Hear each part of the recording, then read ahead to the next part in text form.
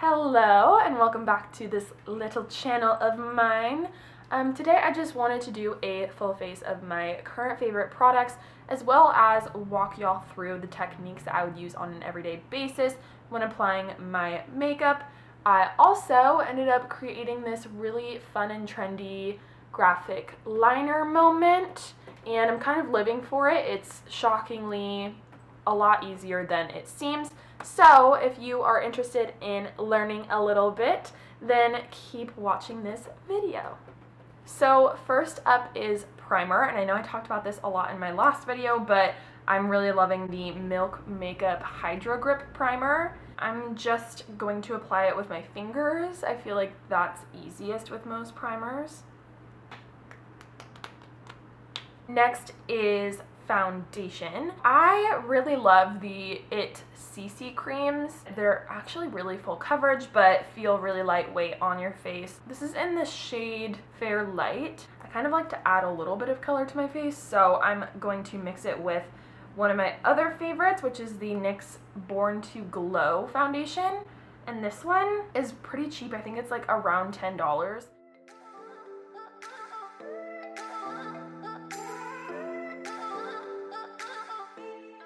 Also, can we talk about these little hairs that stick directly up? Anywhere, anyway, I will love you. We're all the world, just you and I. And you want to use circular motions. You also want to be kind of gentle. You don't want to create any streaks. I like to spread the product around first and then kind of pat it like you would with a sponge.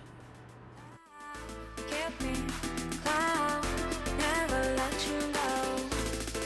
Give me your love.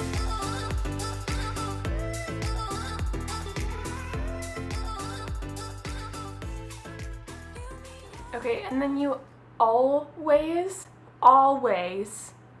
want to drag a little bit of that product down onto your neck. This will just make sure that you don't have that like harsh line on your jaw. I also use like just the tiny little bit of product that's like left over on the brush and sweep it over my ears. And I blend it a little bit into my hair because I have some bald patches that are really pale. Okay, now that I have applied my foundation, I'm going to use some concealer. And I had seen this one literally everywhere. Everybody was saying it was like one of the best drugstore products, and honestly I agree now that I've tried it. It's the Maybelline Instant Age Rewind Eraser. This is the shade Ivory, and the tip is like this little round sponge. I've seen a lot of people actually remove this using like tweezers or whatever, just like pull it off, but I really don't mind it, so I'm gonna leave it. You just like twist the top of it and that makes products come up. But I will say with the little spongy thingy, like the product doesn't go directly to the top, like it's on the sides kind of. I'm just going to dab this underneath my eyes, starting along my nose and then going towards the temples to create an uplifting and brightening effect. Other than my under eyes, I apply this a little bit on my nose, my upper lip, my chin, and any little zits or scars. With my concealer, I do like to blend it using a sponge rather than a brush because I feel like this just like really gets in there. You want to make sure that you dampen your sponge before you use it. That'll just help it to blend and make sure it doesn't like absorb all of your product into the sponge. Okay, so now that is all blended out. Just as a little note, when I am blending out the areas that I covered zits or scars, I like to use my fingertip to just disperse around the area where I applied that product, not even going over the surface of the zit, but just diffusing the edges of that product to help it blend in with the rest of my skin while maintaining that maximum coverage on the blemish. Now for contouring, I love the Anastasia Beverly Hills contour stick. I think it's a part of their foundation stick line, but they have a few shades specifically intended for contouring because they're cooler toned. This is the shade Fawn. So I'm just going to apply this under my cheekbones, around the temples, around the 5 head, and maybe when I'm feeling like it, I'll apply a little bit on my jawline, even under my lip. I like to contour my nose, and basically anywhere where I want to look like chiseled. Okay? So I just apply a line, hugging that cheekbone, and everybody's face is shaped differently. So just play around and see what works for you. But then I like to use little strokes to almost create like a triangular shape. And then I'm using little lines to go around my forehead to make it look hopefully smaller.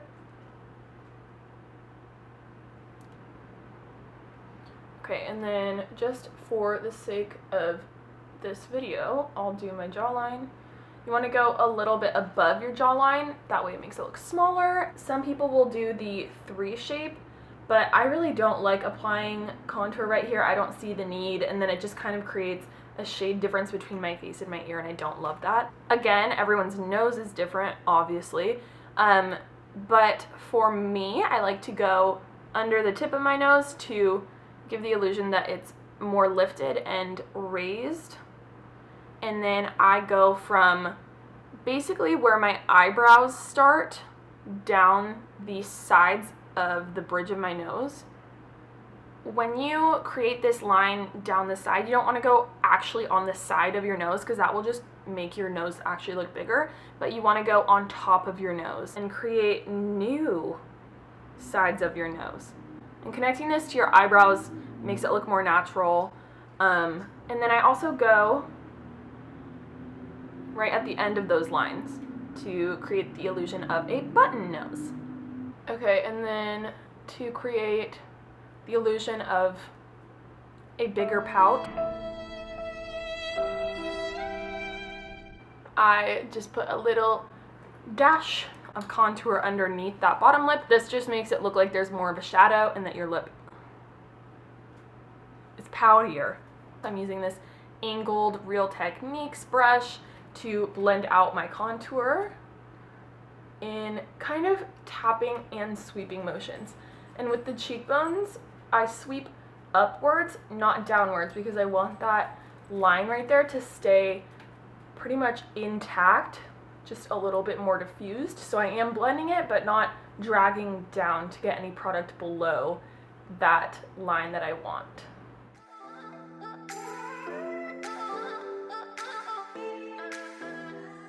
Again, contouring is basically just like mimicking the effects of shadows. So it's almost like there are shadows here, and therefore, you know what I don't know. Science. And then blending my nose contour out. With the sides, you want to be careful that you don't just go crazy and like basically blend the two together, because you do want that high point bridge of your nose to stay lighter than your contour. And when you're blending the jawline, I really like to make sure that I bring it down, because again, I don't want like a dark line between my face and my neck. Okay, so the next product is the iconic London Illuminator drops in the shade Original. I've been really liking these. I've tried some off-brand cheaper versions of this product and was actually really disappointed by it, because a lot of those will disrupt the formulas of the products underneath it. But this one blends out perfectly, which I appreciate. So I'm just applying this to the high points of my cheekbones, around my temple, and a little bit up onto that upper brow bone, right above my brow. Being not on the same side. And with these, I'm kind of applying a lot right now just so that you can see, but you really do not need a lot. They're super concentrated. And then I also apply some to the tip of my nose, the bridge of my nose. I will say that like the applicator is kind of hard to control on the nose because it's easy to make little droplets with it, but not really lines. But anyway, I'm applying it to my cupid's bow, my chin, and then if I have some extra leftover product, which I do right now, I'll apply it to right underneath my brows on the brow bone. I like to personally blend this out with my fingers. I just feel like it really marries it with the rest of the products on my skin. Give me your love, give me clouds, never let you go. Give me your love. Okay, so now that I have applied the liquid and cream portion of my base, I'm going to set it with some powder. I really like the Anastasia Beverly Hills loose setting powder. This is in the shade Vanilla. They also have a couple other shades and translucent. So I am going to apply this to my under eyes using my sponge again, and I'm using the more slender angled tip and just dipping it into the powder to pick up a little bit of product. And then before applying it, I go through, I look up and really like, not clench, ew, but like make sure that my wrinkles are all like taut. And then while I'm still looking up like that, I apply the product, and that way it's setting it exactly how I want the product to stay rather than setting the product in those little creases. And I go all the way from the side of my nose up past the outer corner of my eye and kind of pulling it towards the temple again. And I don't really bake very often with powder. I just feel like it's kind of unnecessary and it wastes product. So now I'm just going to do the same thing on this eye. I really like a dewy base, but with that being said, I don't want to be shiny or crease on my forehead where I have wrinkles, or underneath my eyes and around my mouth and chin. Those are the areas where I kind of want to be mattified. Okay, so once I have applied that product using a sponge, I take a fluffy brush and I just get a little bit of product on there and then tap off the excess, and then I'll go in around underneath my cheekbones. I don't want to apply this on top of the liquid highlighter that I applied because that's basically just going to take away that dewiness where I want it. And I go a little bit around my forehead and a little bit on my nose.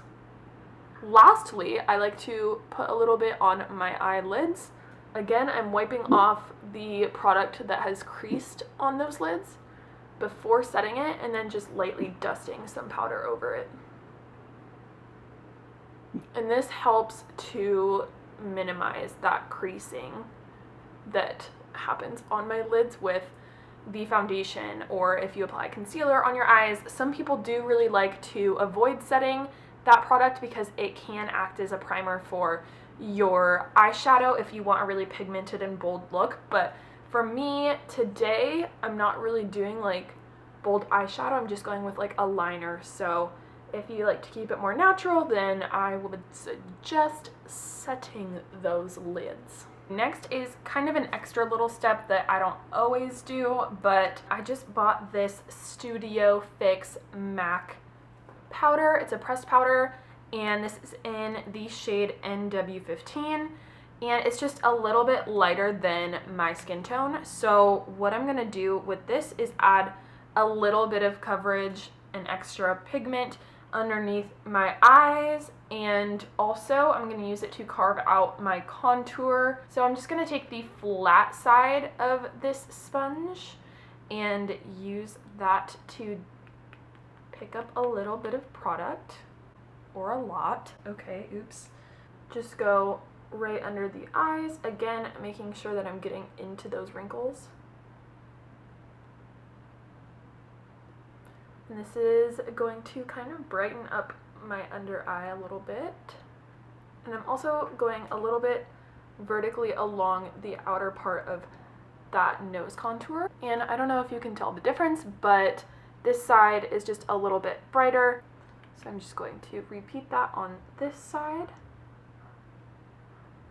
And you can do this with a brush too, but with the sponge it's going to transfer that product more compactly. Now, to go underneath that contour, just really lightly, I'm following that line that I created. And that's another reason why I really like this sponge, is because it has that straight edge on the very top of it, and it's really good for carving out your contour. Okay, now that those cream products are set, I'm going to go in with some bronzer and blush, and my new obsession is the 8W Warm Master Blush Palette from Morphe, and this comes with 8 shades. It is a blush palette, but a couple of them you can definitely use as more of a bronzer shade. I'm just going to take this big fluffy powder brush and I'm going to go into the shade Unapologetic and then tap off the excess. So I'm basically applying this bronzer over anywhere that I previously contoured, but being a little less precise about it, I am mostly doing this to add warmth and color to my cheeks and give that tanned look, but it will also kind of intensify and deepen my contour at the same time. I'm going to use gentle, short sweeping motions, and I like to start towards my ear rather than all the way on this side of the cheek, just because that's where I want the color and darkness to be most concentrated. And then it will just kind of gradually fade as it goes towards the apples of your cheeks. And again, just like with the contour, I'm sweeping this around my temple and just dusting what's left over on the brush kind of onto the apples of my cheeks, pulling it towards my ear. Then I'm going to take the same shade on the same brush and dust it around the edges of my forehead.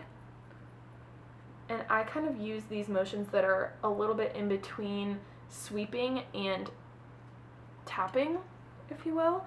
That way I'm just trying not to disrupt the products underneath, but also trying to evenly disperse and blend the product. Alright, and I'm going to dust a tiny bit underneath my jaw and chin, and oh my God, every time I like go over my Adam's apple, it like makes my voice go out. So if I owned another big fluffy brush like this, I would use the clean one to go in and apply my blush, but nonetheless I do not, so it won't really kill me to use the same brush for my blush. I'm going to go in with Goals, this really nice peachy pink shade, and then I'll go over the top of that with Beat, and this one is shimmery, whereas Goals is matte. So the shimmery one I'm going to apply kind of as a transition shade between my blush and highlight, and it'll give me a really nice sheen. And again with blush, I also like to tap off the excess, just because it's much better to start out with not enough and build than it is to just like go ham with like a ton of product, and then, you know, once it's on there you can't really remove it as easily as you can add it. And I'm focusing this blush color on the apples of my cheeks, but kind of pulling it up a little bit right above where I applied that bronzer. I also kind of like to take a little tiny bit of what's left on the brush and sweep it over the bridge of my nose and kind of bring it across to create that little, like, a little bit of a sun-kissed effect, because I haven't seen the sun in like 48 days. I don't know. Now I'm going in with Beat, the shimmery peachy shade, and again using the same brush because we're efficient, and I am sweeping this right on top of my cheekbone. That's so cute. I just want to say about this little palette, it's so nice. I will use absolutely every single shade in here, and they're really big pans, and it's way more affordable than other alternative options that I looked into. So I definitely recommend this if you're looking for some new blush shades and or maybe a couple bronzers and maybe some that you could use as highlights. And a little tip, like with these shimmery ones, they would be so pretty as like eyeshadow even, just dusting them over your lid. So that's another little option. We love versatility. All right, I know I already applied like basically 2 versions of a highlighter already, but I just got this Wet n Wild highlighting powder in the shade 333B Golden Flower Crown, and I tried it out and it's so good. So I'm just going to go in with a Morphe M510 brush, just tapping into that product, and then just lightly sweeping this on the very tops of my cheekbones. And I kind of like to concentrate it right here because that's kind of the sweet spot, if you will. It's so good, I swear, and it's so freaking cheap. I'm actually obsessed with the Becca Cosmetics Champagne Pop highlighter, but this is like an amazing dupe for it. It's pretty much like the same shade, and if I'm being completely honest, like this looks just as good on my skin as that one does, and it's much cheaper. It's not even funny. I'm also going to take a little bit of that and dust it on my cupid's bow, a little bit on my chin. Then to apply that to some more specific and precise areas of my face, I'm using this teeny tiny little flat brush, and this is the Morphe Jaclyn Hill JH42. I'm going to pick up some product on one side of that little flat brush and use this to highlight my brow bone right underneath the tail of my brow. This is like my favorite place to highlight. I think it's like so satisfying. Next, I'm going to do the same thing and apply a little bit to the inner corner of my eyeball. And this always makes me feel like my eyes look more awake and open, even though it's like a really subtle difference. Lastly, my nose. I like using this brush because it's really thin, and I can also use it to do the little tip of my nose, which I always do. I really like to like see that from all angles too, so I go a little crazy with it.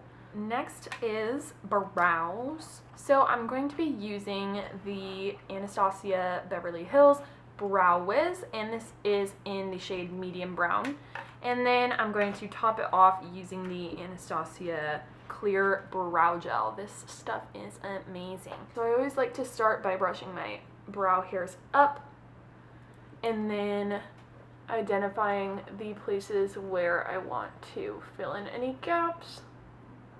So I'm concentrating this pencil more towards the middle and end of my brow.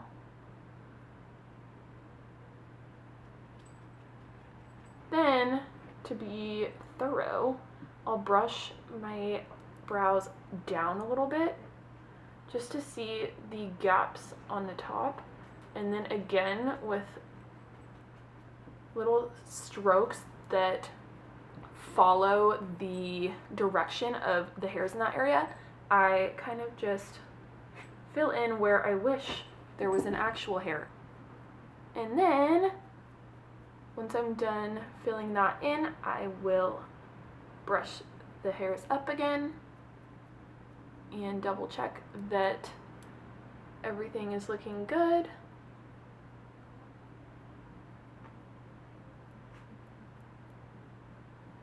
Alright, and then I'm going to do the other one.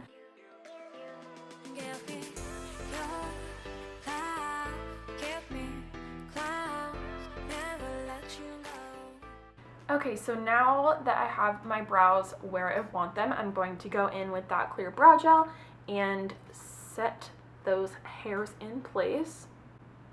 And this is like my holy grail of clear brow gels. I do really also like the Glossier Boy Brow gels, but I have heard that the clear version of that one is kind of like white and it leaves like a weird residue. But if you're looking for a brow gel with a little bit of pigment in it, the Boy Brow is amazing. As far as clear brow gels go, this one is definitely my favorite. Alright, so now I'm going to move on to my eyes, and the first thing I'm going to do is take that same bronzer shade, Unapologetic, from this Morphe palette and use a fluffy eyeshadow brush to apply this through my crease, just to add a little bit of dimension while tying my eye look together with the rest of my face. Just using the same brush, I'm dusting that same shade just right under the lower lash line. Okay, so now I'm just going to take that MAC Studio Fix pressed powder and use my finger to apply this just right on my lid, not really to like add a ton of color or anything, but just to brighten the lids up a little tiny bit and also make sure that I don't get any creasing on my eyelid. Alright, so now I'm going to go in with this white Vivid Liquid Liner from Fenty, and this is the shade Wet T-Shirt, and it has a really thin applicator brush, so you can get really precise with it. So I'm going to go ahead and get started on this graphic liner. I think I'm going to keep it pretty simple, and then I will show y'all how it turns out.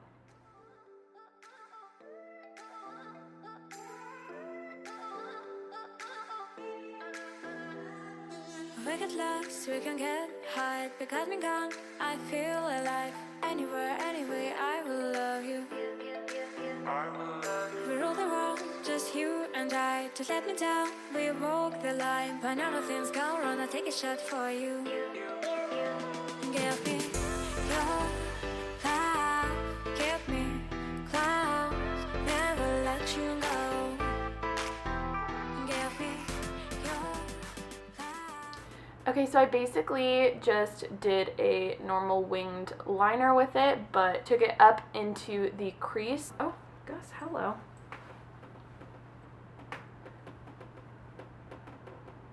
Now I'm going to finish off the look with a simple nude lip. Never let you go. Give me your love.